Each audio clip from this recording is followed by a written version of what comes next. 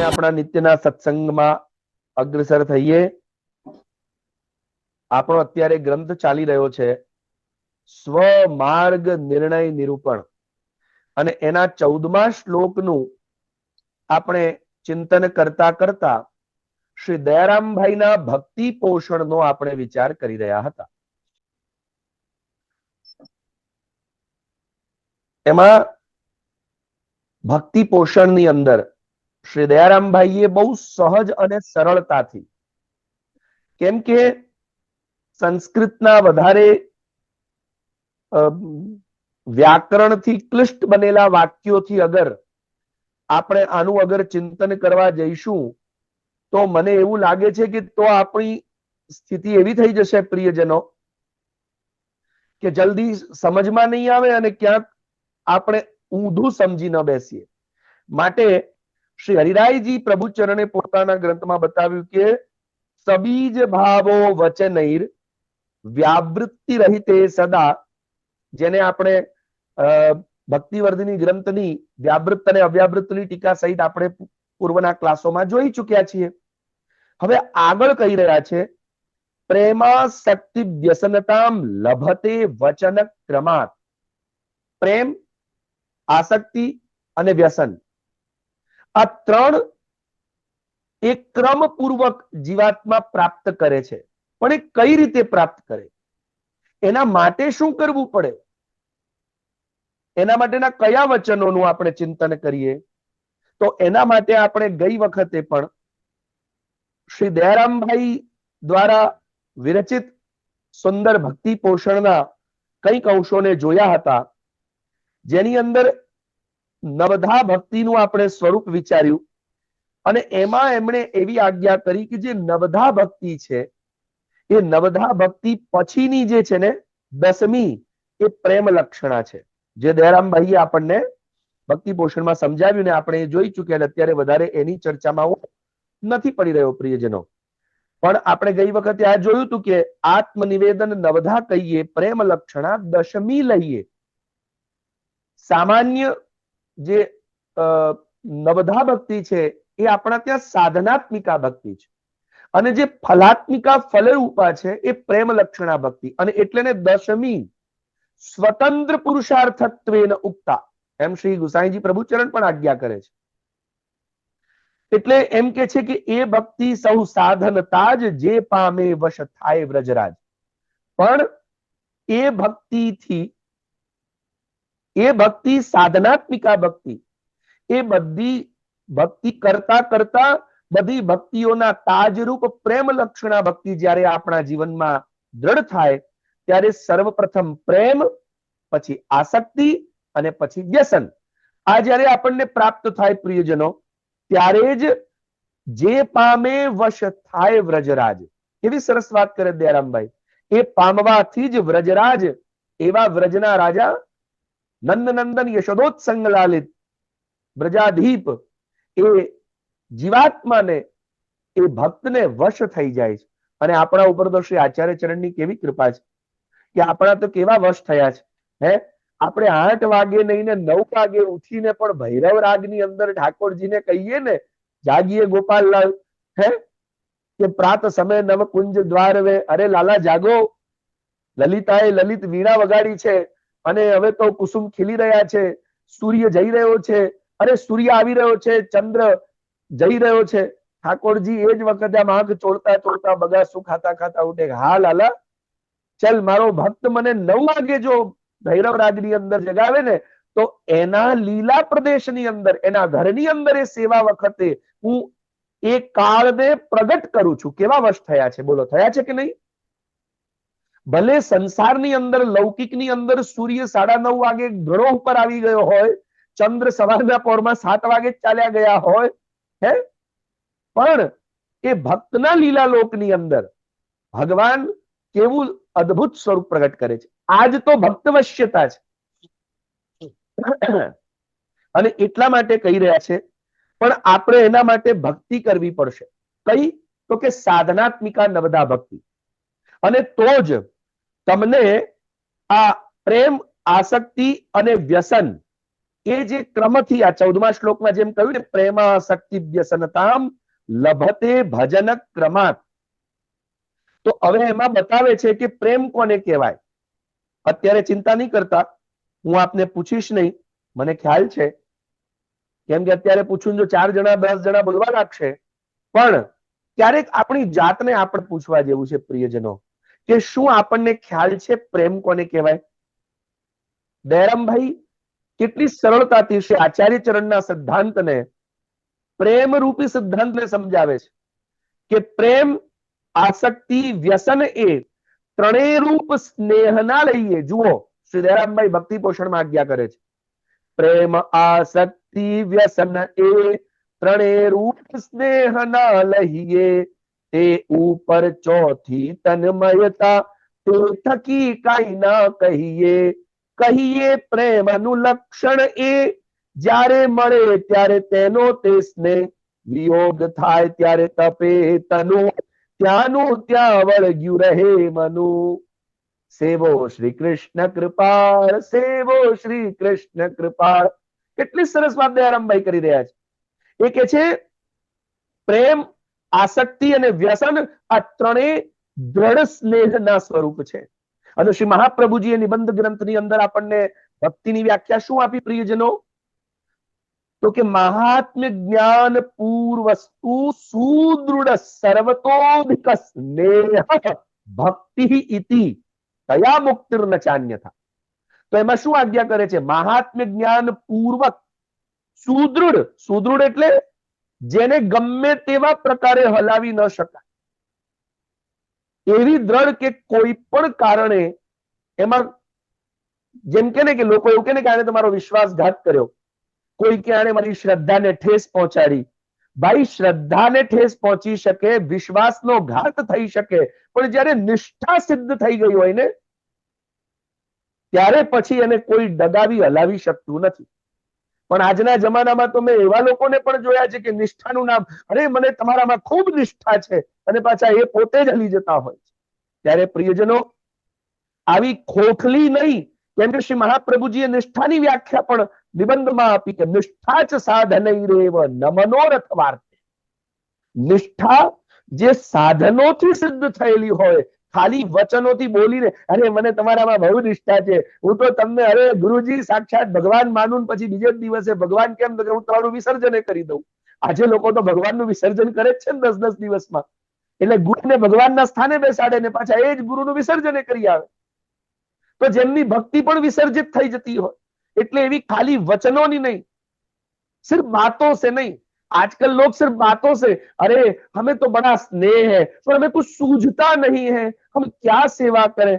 અલ્યા જ્યારે તમને કઈ સૂઝતું જ નથી, તમારી અંદર છે શું? કેમ કે પ્રેમનું લક્ષણ બતાવી રહ્યા છે દયારામભાઈ, કે પ્રેમ, આસક્તિ, વ્યસન એ ત્રણેય રૂપ સ્નેહના, દ્રઢ સ્નેહના 3 રૂપ છે.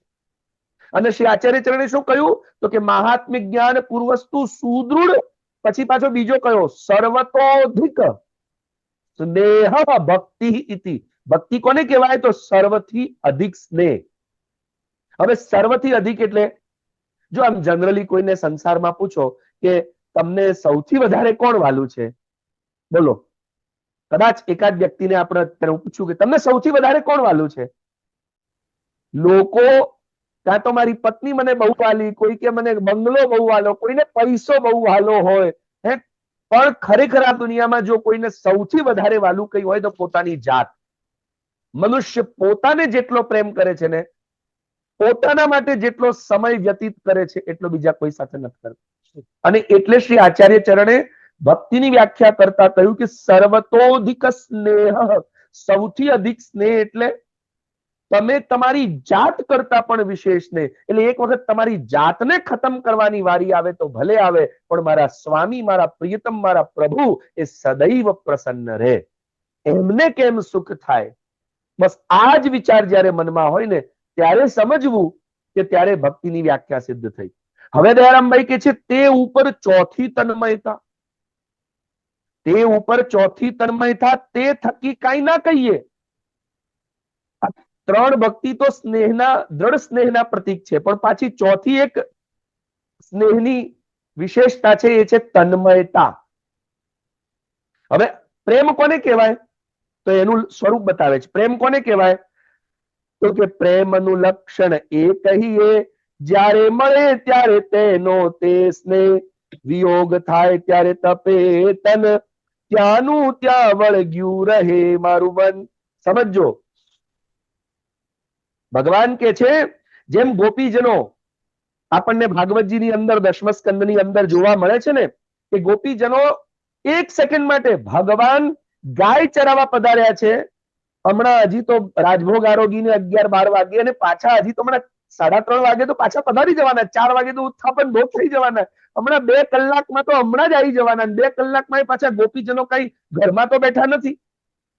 આપણે ત્યાં કીર્તન છે ને, શ્યામ ડાકતર છાકય રોગત લેકર થારી થારી લલિતા, ભોજન વ્યૌજન केल के पातन में 14 चपलासी ब्रज बनीता.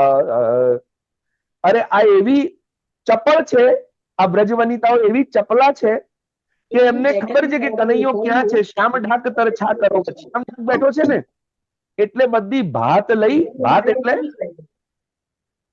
ભાત એટલે તમે સમજ્યા, ટિફિન આજની ભાષામાં કહીએ તો ઠાકોરજીને જે ભાવતું યશોદાજીએ બાંધી આપ્યું છે લઈ અને ગોપી દોડ્યા છે. ક્યાં?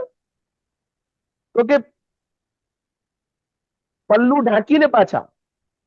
અત્યારે મારે એક એક કીર્તનો છાકના નથી ગાવાના, પણ એટલે ગોપીજનો હજી તો 12 વાગે ઠાકોરજી ગાય ચરાવવા પધાર્યા, ગોપીજનો પાછી અડધા 1 કલાકમાં તો પહોંચી ગઈ. હે પરોસત ગોપી ઘૂંઘટ મારે, પરોસત ગોપી ઘૂંઘટ મારે, कनकलता सी सुंदर सीमा आई है जो द्वारे, जनक मन कयागन में लोटत लावण्य मोर सवा. એમે અરે લાલા હું તારા માટે લાવી છું, મને યશોદાજીએ મોકલી છે એમ આગ્રહ કરીને પાછા સંતળીએ. ઠાકોરજી કે તારું મુખડું બતાય. અરે મુખડાને જોઈને શું કરું, તને ભૂખ લાગી છે લેને દહીં ભાત રોગ ને. પોતાના ઘરેથી લાવી, યશોદાજીનું લાવી. તો ગોપીજનોને આમ જોવા જઈએ તો 12 વાગે પધાર્યા, 2 વાગે પાછી છાક લઈને જાય, અને 3:30-4 વાગે ઠાકોરજી પાછા પધારી જાય ઉત્થાપન આરોગીને, એટલે પાછા સંધ્યા આરતી કરવા પહોંચી જાય. તો આમ જોવા જઈએ તો 1 કલાકનો જ એ બંને વચ્ચે ડિસ્ટન્સ છે, બરાબર. પણ વિચાર કરો, દશમ સ્કંદની અંદર શું કહી રહ્યા છે કે આ ગોપીજનોને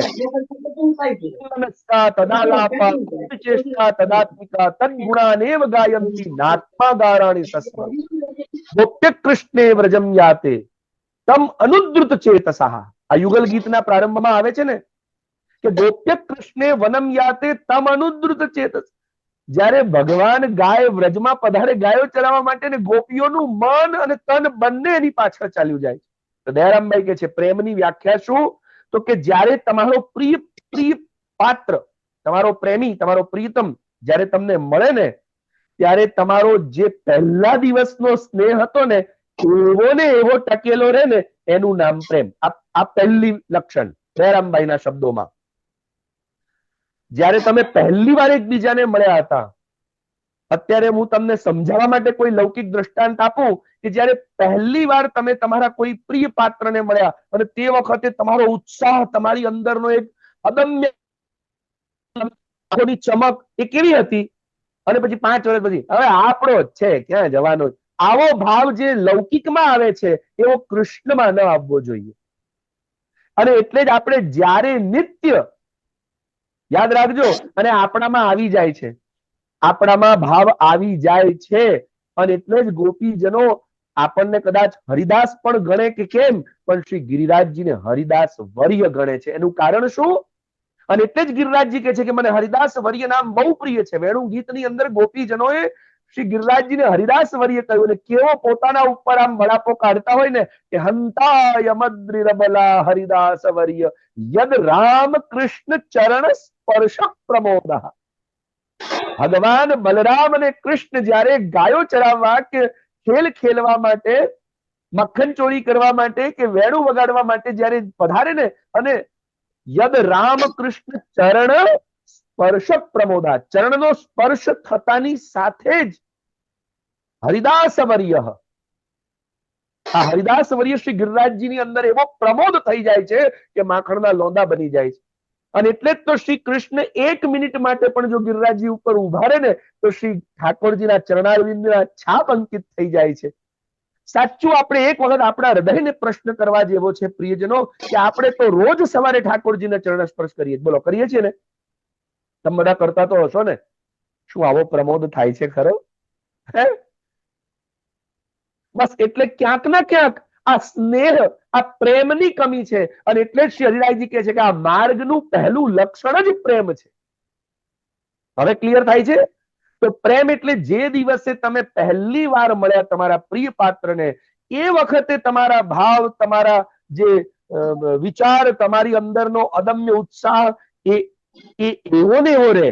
અને રહે એટલું જ નહીં, અને જો કદાચ વિયોગ થાય ત્યારે તપે તન, ત્યાંનું ત્યાં વળગ્યું રહે મન. હું ભક્તિ પોષણથી સમજાવું છું અને એની સાથે તમને ભાગવતજીના દૃષ્ટાંત આપી રહ્યો છું. સમજો પ્રિયજનો. તો શું કે છે કે જ્યારે એક ક્ષણ માટે, જેમ ગોપીજનો કે છે ને કે એક ક્ષણ માટે અમારાથી ઓહો તમારો આ વિરહ નથી દેખાતો, અમને તો એવું લાગે છે કે યુગો વીતી ગયા. આ તમને 1 મિનિટ અમે જોતા નથી ને તો યુગો વીતી ગયા એવું લાગે છે કૃષ્ણ.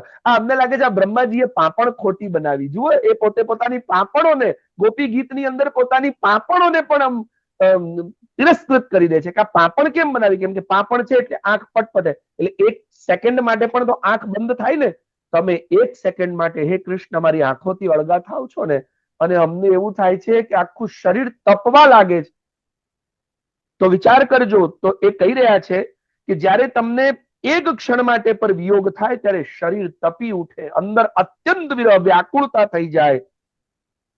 અને એ દૂર ગયેલા, થોડી ક્ષણ માટે પણ દૂર ગયેલા પોતાના પ્રિયતમની અંદર આપણું મન એવું દોડે કે આપણે એને મળવા પહોંચી જઈએ.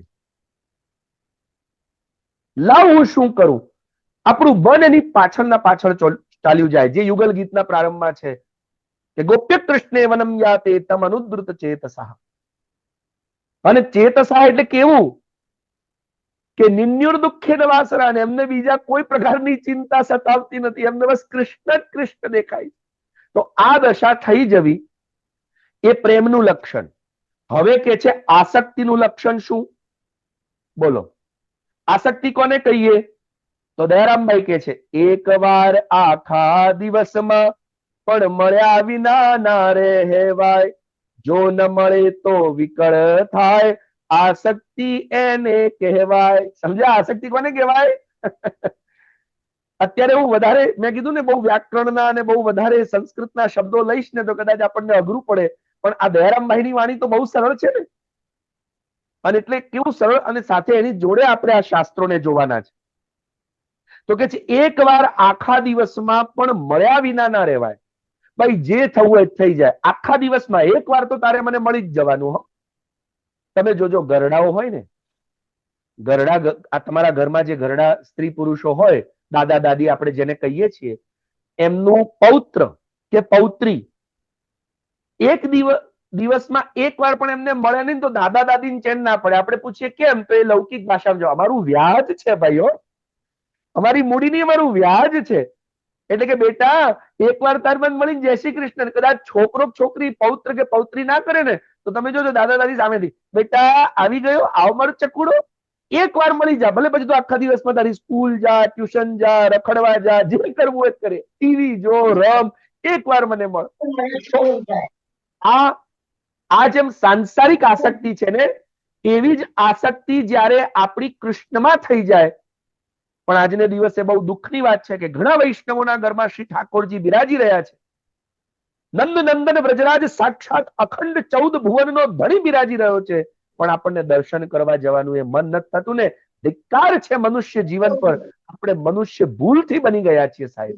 અને એના માટે પણ આગળ વાત કરશે દયારામભાઈ કે સાક્ષાત 14 ભુવનનો ધણી બિરાજી રહ્યો છે, કે જે પરવારની અંદર તમારું જીવન શું આખી વિશ્વને પરિવર્તિત કરી શકે, અને ઘરમાં બિરાજે આપણને એકવાર એને મળવાનું મન ના થાય, એને જોવાનું મન ના થાય.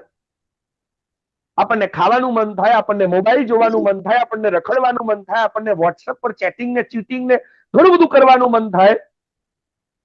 ફેસબુક ઉપર આપણે ફેક બુક ની જેમ આપણો ફેક ફેસ બતાવતા હોઈએ, પણ કોઈ દિવસ આપણે શું કૃષ્ણની સન્મુખ થયા કે ના? અથવા એવો સંકલ્પ લીધો, અમારા ગુરુજીના શબ્દોમાં કહું, પૂજ્યપાદ શ્રી ચંદ્રગોપાલજી મહારાજ શ્રી હંમેશા એવી આજ્ઞા કરતા કે તમે બીજું કાંઈ ન કરી શકો તો વાંધો નહીં, પણ એક કામ જરૂર કરજો કે તમારા ઘરમાં જો શ્રી ઠાકોરજી બિરાજતા હોય અને તમારો ભણવાનો કે સ્કૂલનો કે ઓફિસનો ટાઈમ જો એવો હોય કે સવારે 7 વાગે તમારે ઓફિસ જવાનું ને આવવાનું રાત્રે 9 વાગે હોય, તો એક કામ કરજો, જતા પહેલા ઠાકોરજીની એક જાળીજી ભરજો અથવા શ્રી ઠાકોરજીને તમારા દર્શન આપીને જજો કે પ્રભુ હું પણ છું હો, એટલે મને હજી આપના દર્શન થતા નથી, પણ આપની કૃપા દૃષ્ટિ મારા ઉપર બનાવી રાખજો.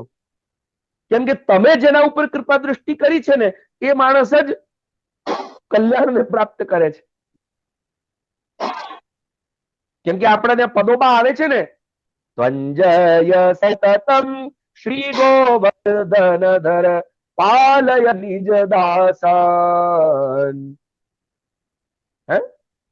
તો ભગવાન એવા છે કે પાલય નિજ દાસાન, પોતાના નિજ દાસોનું જ પાલન કરે છે. અને એટલે એકવાર દિવસની અંદર કહી દેવું, પ્રભુ હું દાસ છું હો.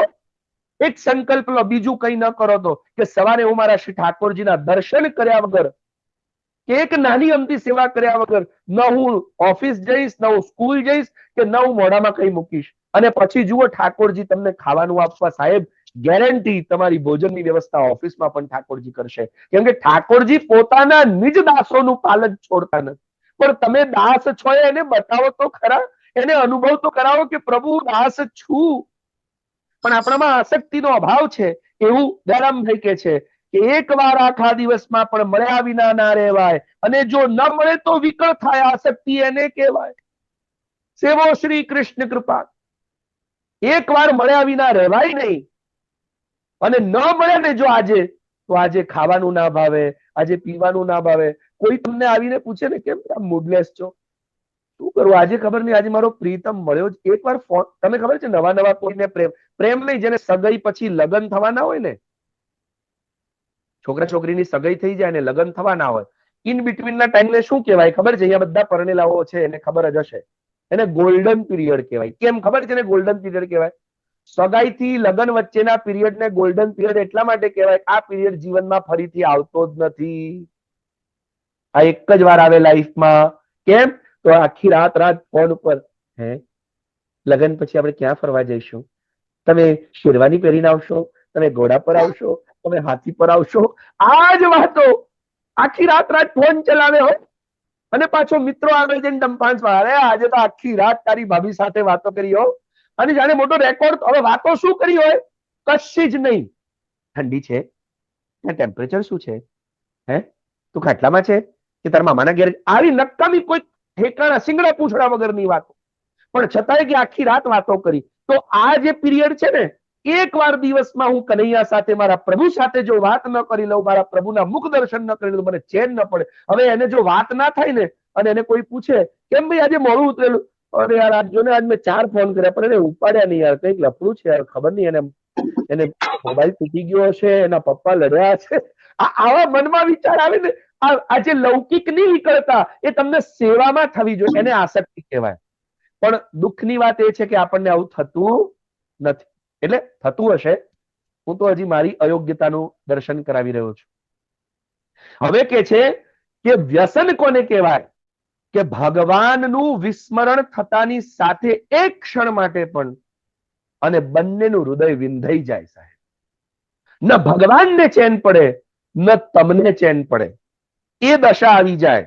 જેમ ગોપીજનો, મેં હમણાં થોડી વાર પહેલા કહ્યું ને તમને, ગોપી ગીતમાં ગોપીજનો શું કહ્યું છે?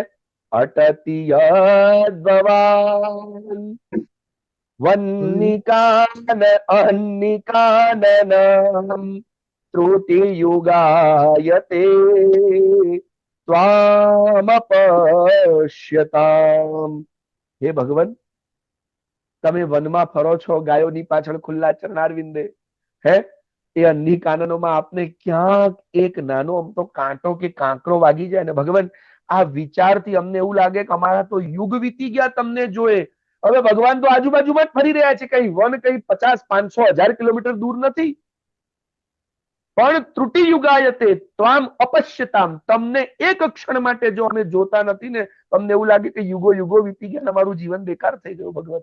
તો આ દશા એ વ્યસન દશા ને ભગવાનને પણ તદ વિસ્મરણે પરમ વ્યાકુલતા, ભગવાનને પણ ભક્તોની વિસ્મરણ થાય ને તો ભગવાન પણ વ્યાકુળ થઈ જાય. જુઓ ને ભાગવતજીમાં પ્રસંગ આવે જ છે ને, અને સુરદાસજી એનું પદ કેટલું સુંદર વર્ણન કર્યું છે કે ભગવાન જયારે દ્વારકા લીલા કરવા માટે પધાર્યા, વ્યૂહાત્મક સ્વરૂપે, પૂર્ણ પુરુષોત્તમ તો વ્રજ છોડીને ક્યાંય પધાર્યા જ નથી, પણ ભગવાનની જે લીલાનો ક્રમ છે એ લીલાના ક્રમથી જયારે દ્વારકા પધાર્યા, અને તેવે વખતે તમે વિચાર કરો કે દેવકીજી ભોજન કરાવવા આવે છે ને અચાનક ઠાકોરજી ગાયબ. દેવકીજી કે ક્યાં ગયા? ઉદ્ધવજી આયા. ઉદ્ધવજીને કીધું જાઓ શોધી આવો કનૈયો, હમણાં તો અહીંયા તો ક્યાં ગયો? અને કનૈયાને શોધવા જાય. ઉદ્ધવજી જોઈને ઉદ્ધવજી આશ્ચર્યમાં, કેમ? તો કે ભગવાન ગોકુળની તરફ પોતાનું મુખારવિંદ કરીને એની ઉપર શિખરના છજ્જા પર બિરાજીને રડી રહ્યા છે. અને રડતા રડતા શું કે છે? જાદિન તે હમ ઉનતે બિછુરે કાહુન કયો કનૈયા, કબહુ પ્રાત કલેવા કીનો, સાજન પીની ગૈયા મૈયા. બહુ લાંબુ પદ છે, અત્યારે આપણે પદ નથી ગાવા, પદનું ક્યારેક બેસીશું ભગવાનનું નામ લેવા. પણ શું કે છે કે જા દિન તે હમ ઉનતે બિછરે, હું જ્યારથી ગોકુળ છોડી મારી માં, મારા ગોપીજનો, મારી શ્રી સ્વામી રાધિકાજી, ચંદ્રાવલીજી છોડીને અહીં આવ્યો છું ને, તા દિન તે કાહુન કહ્યો કનૈયા. અહીંયા મને દ્વારકાધીશ, મહારાજાધિરાજ, છત્રપતિ, રાજાધિરાજ આવા આવા નામોથી, મથરાધીશ આવા નામોથી બોલાવવામાં આવે છે, પણ કનૈયામાં જે મીઠાશ છે, કનૈયામાં જે અપનત્વ છે, એવું અપનત્વ મને અહીંયા કોઈ નથી આપ્યું. કબહુ પ્રાત કલેવાને કીનો, અહીંયા મારા માટે સોનાના કટોરામાં દૂધ બદામ પિસ્તા વાળું આવે છે, પણ માના હાથના પ્રેમથી ખોળામાં બેસાડીને આગ્રહ કરીને, લાલા લે, ये नंद बाबा को, ये दाऊ भैया को, और राधा को नहीं लेगो. આમ આગ્રહ કરીને પ્રેમથી કોઈએ જમાડ્યો જ નથી, એટલે હું તો કલેવા વગરનો ભૂખ્યો જ બેઠો છું. અને સાંજ ને પીની ગૈયા, અહીંયા તો દૂધ આવે ને તો પણ કેવું આવે? દૂધ આવે કેસર ને ઇલાયચી ને બદામ ને પિસ્તા ને, જૈસે સોને કી છડી રૂપે કી મશાલ જરિયન के जावा मोतियन की माल, महाराजा धीराज દ્વારકાધીશ મધરાધીશ કૃષ્ણ કી જય હો. દૂધ લાયો, મધરાધીશ કે મૂડ નથી તો કેટલો પાછો લઈ ગયો. અને યશોદાજી એમ, અને યશોદાને યાદ કરતા કૃષ્ણ કે છે, સાંજે રોજ મારી ગોપીઓ આમ દૂધ દોવે, અને દૂધના એ જે ઘૈયા, ઘૈયા એટલે આમ જાગ વાળું તાજું તાજું દોયેલું મીઠું ગાયનું સીધું ધારોષ્ણ, એના આંચળમાંથી આવનારું મીઠાશ વાળું દૂધ મને ક્યાં મળી રહ્યું છે? અને એટલે મને અહીં ગમતું નથી. તો ભગવાન પણ પરમ વ્યાકુળ થાય. એટલે વ્યસન એવી દશા છે કે જયારે તમે આ દશામાં આવી જાવ ને, કે તમને એક ક્ષણ ભગવાનને જોયા વગર જો યુગ જેવું વિરહ થતું હોય તો એ વ્યસન છે. આત્યંતિક દુઃખ એ જ વ્યસન છે પ્રિયજનો, જેને નિવારણ નથી કરી શકાતું એવું દુઃખ એ જ વ્યસન છે કે જેના વગર ચાલી જ ન શકે. જેમ કોઈકને તમાકુનું વ્યસન હોય, કોઈને ચાનું વ્યસન હોય. તમે જોજો લૌકિકમાં એને ચા ના આપો એટલે શું કે, યાર અમે ચા નથી પીધી, માથું ચડી ગયું. ચા પીધા વગર માથું ચડી જાય ને. ચા ન પીવે તને વિચાર ન આવે. ચા ન પીવે તો એને એમ કે આમ કે બેબાકડો થોડી અડધો કપ કટિંગ આપો, પણ એક ઘૂંટડો આપો. તો એમ જેમ એના વગર એને ચાલે નહીં ને, બસ એ જ દુઃખનું નામ વ્યસન. તો આવું વ્યસન જયારે તમને કૃષ્ણનું થાય ને, ત્યારે કૃષ્ણને પણ તમારું વ્યસન થાય છે. અને એટલે અહીંયા કહી રહ્યા છે, આ ક્રમથી આવે છે. એટલે આગળ કહી રહ્યા છે, તન્મયતા તે મૃત્યુ સમાન, આચારે આવે આપે હરિદાન. અને તન્મયતા એટલે જેમ આપણે પ્રેમની જે છેલ્લી અવસ્થા વાત્સ્યાયન કામશાસ્ત્રમાં આપણને ભણાવવામાં આવી છે પૂજ્યપાઠ ગુરુવર્ય દ્વારા, કે જેને શ્રી મહાપ્રભુજીએ પણ કોઈક ને કોઈક જગ્યાએ બહુ સારી રીતે આપણને ભક્તિવર્ધિનીના વિષયોને સમજાવતા બહુ સમજાવ્યું છે કે પ્રેમની જે 10 અવસ્થાઓ છે, હે ને, એ પ્રેમની 10 અવસ્થાઓમાં ચક્ષુ પ્રીતિ, મનસ્સંગ, સંકલ્પોત્પત્તિ, નિદ્રાછેદ, લજ્જા પ્રણાશ, તનુતા, વિષયેભ્યો વ્યાવૃત્તિ, પછી ઉન્માદ, મૂર્છા અને મરણ. આ જે 10 અવસ્થાઓ છે એમાંની જે મરણાવસ્થા છે અથવા મૂર્છાવસ્થા છે એ અવસ્થા અહીંયા તન્મયતા તે મૃત્યુ સમાન એટલે મરણ, તન્મયતા એટલે મૃત્યુ. અને આ ચારે આપે હરિદાન, પણ પ્રેમાપી હરિણા કૃતમ. સમજ્યા? જ્યાં સુધી ભગવાન એનું દાન ન કરે ને ત્યાં સુધી આ વસ્તુ આપણને સામે ચાલીને પ્રાપ્ત થતી નથી, કેમ કે આ પ્રેમ ધર્મ મનુષ્યનો નહીં, એ ઈશ્વર ધર્મ છે. હવે એના માટે આપણે સાધનાત્મિકા ભક્તિ જે નવ પ્રકારની છે કરવાની. અને કઈ રીતે કરવાની એ અત્યારે તો બતાવાય નહીં, એટલે આવતા એપિસોડમાં આવતા શનિવારે આપણે જોશું